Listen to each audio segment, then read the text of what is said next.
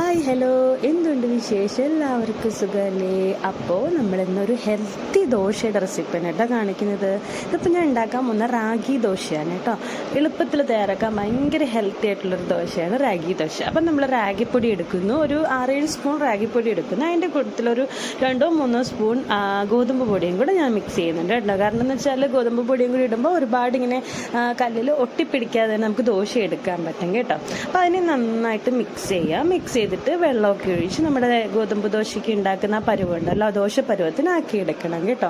ഭയങ്കര ഹെൽത്തിയാണ്, റാഗി അല്ലേ, വേറെ പ്രശ്നങ്ങളൊന്നുമില്ല, നല്ല ഹെൽത്തിയാണ്, കുഞ്ഞുങ്ങൾക്ക് കൊടുക്കാനും നല്ല ഹെൽത്തിയാണ്, ഹെൽത്തി ദോശയാണ്. അപ്പം നന്നായിട്ട് മാവിന് ഒരു കട്ടയും ഇല്ലാതെ നന്നായിട്ട് മിക്സ് ചെയ്യണം കേട്ടോ.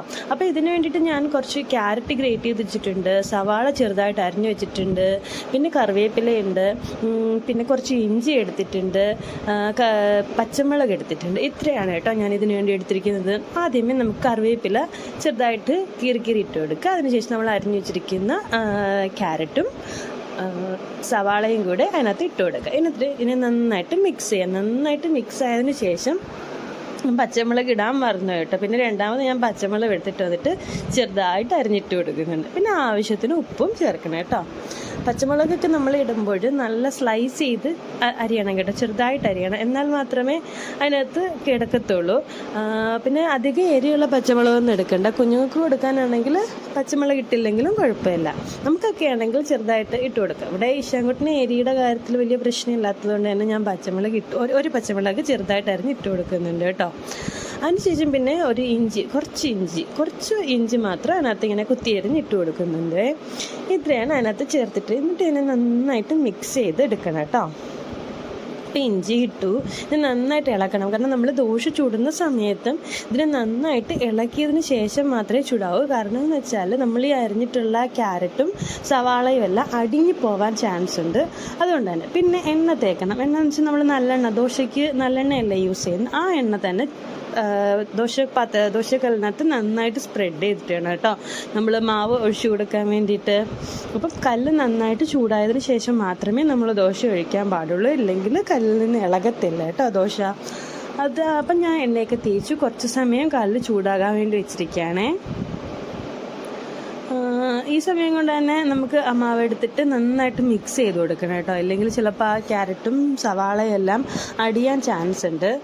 അപ്പം നമ്മുടെ ദോശ ഒഴിച്ചു കൊടുക്കുകയാണ്. ഒരുപാട് പരത്താൻ പറ്റില്ല. കാരണം എന്ന് വെച്ചാൽ നമ്മൾ ക്യാരറ്റും സവാളയൊക്കെ ഇട്ടിട്ടുള്ളതുകൊണ്ട് ഒരുപാട് പരത്താൻ പാടില്ല. എന്നാലും നമ്മൾ കുറച്ച് ചെറുതായിട്ടൊന്ന് പരത്ത് അതിനകത്തോട്ട് കുറച്ച് എണ്ണ ഒഴിക്കുക, നല്ലെണ്ണ ഒഴിക്കുക. കാരണം നല്ലെണ്ണ ഒഴിക്കുമ്പോൾ നല്ലെണ്ണയുടെ ഒരു ടേസ്റ്റ് വേണം. നല്ലെണ്ണ ഇഷ്ടമില്ലാത്ത ആൾക്കാർ ഒഴിച്ചില്ലെങ്കിലും കുഴപ്പമൊന്നുമില്ല കേട്ടോ. കുറച്ച് സമയം വെച്ചിട്ട് നമ്മളതിനെ തിരിച്ചിടുക, തിരിച്ചും മറിച്ചും കുറച്ച് സമയം അങ്ങനെ തിരിച്ചും മറിച്ചു ഇടണം കേട്ടോ. അപ്പോഴേ ഇത് വേവത്തുള്ളൂ. ഉള്ളിലൊക്കെ നന്നായിട്ട് വേവണമെങ്കിൽ നമ്മൾ തിരിച്ചും മറിച്ചൊക്കെ ഇടണം കേട്ടോ. അപ്പം നമ്മൾ തിരിച്ചും മറിച്ചൊക്കെ ഇട്ട് കൊടുത്ത് നന്നായിട്ട് വേവിച്ചെടുക്കണം കേട്ടോ. എണ്ണയൊക്കെ ഒഴിച്ചതുകൊണ്ട് തന്നെ നല്ല ടേസ്റ്റാണ്. കുഞ്ഞുങ്ങൾക്ക് കൊടുക്കാൻ വേണമെങ്കിൽ അതിനകത്ത് കുറച്ച് നെയ്യും ആഡ് ചെയ്യാം, കുഴപ്പമൊന്നുമില്ല. പിന്നെ വലിയ ആൾക്കാർക്കാണെങ്കിൽ എണ്ണ ഒഴിക്കേണ്ട ആവശ്യവും ഇല്ല കേട്ടോ.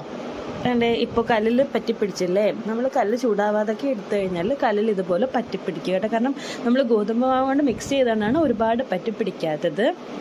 റാഗി എന്ന് പറയുമ്പോൾ ഭയങ്കരമായിട്ട് സോഫ്റ്റാണ്. നമ്മൾ പ്ലെയിൻ റാഗി മാത്രം ഇടുമ്പോൾ ചെറുതായിട്ട് പറ്റിപ്പിടിക്കാനൊക്കെ ചാൻസ് ഉണ്ട്. ഇപ്പോൾ ഗോതമ്പ് മാവും കൂടെ മിക്സ് ചെയ്തതുകൊണ്ട് ഒരുപാടായിട്ട് പറ്റിപ്പിടിക്കുന്നില്ല. അപ്പോൾ ഒരു ദോശ ചുട്ട് കഴിഞ്ഞു, ഞാൻ ഒരു ദോശയും കൂടെ ചൂടാണേ. അപ്പോൾ ഇത് അങ്ങനെ കല്ലിൽ പറ്റിയൊന്നും പിടിച്ചില്ല. ആദ്യമേ നമ്മൾ ഉണ്ടാക്കുമ്പോൾ ചെറുതായിട്ട് പറ്റിയൊക്കെ പിടിക്കും, കുഴപ്പമില്ല. അതും ഇളകി വരുന്നതാണ് കേട്ടോ. അങ്ങനെ നമ്മുടെ റാഗി ദോശ ഇവിടെ തയ്യാറായിട്ടുണ്ട്. 2 റാഗി ദോശയാണ് ഉണ്ടാക്കിയത്. നമ്മൾ വിചാരിക്കുകയും കരിഞ്ഞു പോയെന്ന്, പക്ഷെ കരിഞ്ഞൊന്നും പോയിട്ടില്ല. പിന്നെ വേറൊരു കാര്യമുണ്ട്, റാഗി ആണെങ്കിൽ നമ്മൾ ചുട്ട് എടുത്തു കഴിഞ്ഞാൽ കുറച്ച് കഴിയുമ്പോൾ നല്ല കറുത്ത കളറിലിരിക്കും. പക്ഷേ ആ കറുത്ത കളറിലിരുന്നാലും കഴിക്കാൻ നല്ല ടേസ്റ്റാണ്. ടേസ്റ്റിന് ഒരു വ്യത്യാസവും ഇല്ല കേട്ടോ, നല്ല ടേസ്റ്റായിരിക്കും. കറുത്ത കളർ കാണുമ്പോൾ നമ്മൾ വിചാരിക്കും ഇത് എന്താ ഇങ്ങനെയൊക്കെ. റാഗിയുടെ പൊതുവേ ഉള്ള കളർ ഒരുമാതിരി ഡാർക്ക് ബ്രൗൺ കളറാണ്. അപ്പോൾ ആ ദോശയ്ക്കും അതേപോലെ കളറായിരിക്കും കേട്ടോ ഉണ്ടാവുന്നത്. അപ്പം നമ്മുടെ ദോശ ഇവിടെ തയ്യാറായിട്ടുണ്ട്. നല്ല ഹെൽത്തി ആൻഡ് എന്താ പറയുക, നല്ല ഹെൽത്തി, അതുപോലെ തന്നെ നമുക്ക് വയറിനൊക്കെ നന്നായിട്ട് ദഹിക്കാനൊക്കെ പറ്റുന്നൊരു സാധനമാണ് റാഗി. അപ്പോൾ ഇതാ റാഗിയുടെ ദോശ ഇവിടെ തയ്യാറായിട്ടുണ്ട്. അപ്പോൾ എല്ലാവരും ട്രൈ ചെയ്ത് നോക്കണം കേട്ടോ. അത്രയും ഹെൽത്തിയാണ്, കുഞ്ഞുങ്ങൾക്കായാലും വലിയ ആൾക്കാർക്കായാലും ഒക്കെ കഴിക്കാം. അപ്പോൾ എല്ലാവരും ട്രൈ ചെയ്ത് നോക്കണേ. നല്ല സോഫ്റ്റാണ്. ഇതിൻ്റെ കൂട്ടത്തിൽ നമുക്ക് ചമ്മന്തി എന്ത് കറി വേണമെങ്കിലും യൂസ് ചെയ്യാം. അപ്പോൾ ഇത്രയേ ഉള്ളൂ ഇന്നത്തെ വീഡിയോ. എല്ലാവർക്കും കാണുമ്പോൾ ഇഷ്ടപ്പെടുന്നെങ്കിൽ ലൈക്ക് ചെയ്യുക, ഷെയർ ചെയ്യുക, സബ്സ്ക്രൈബ് ചെയ്യാം. ബൈ.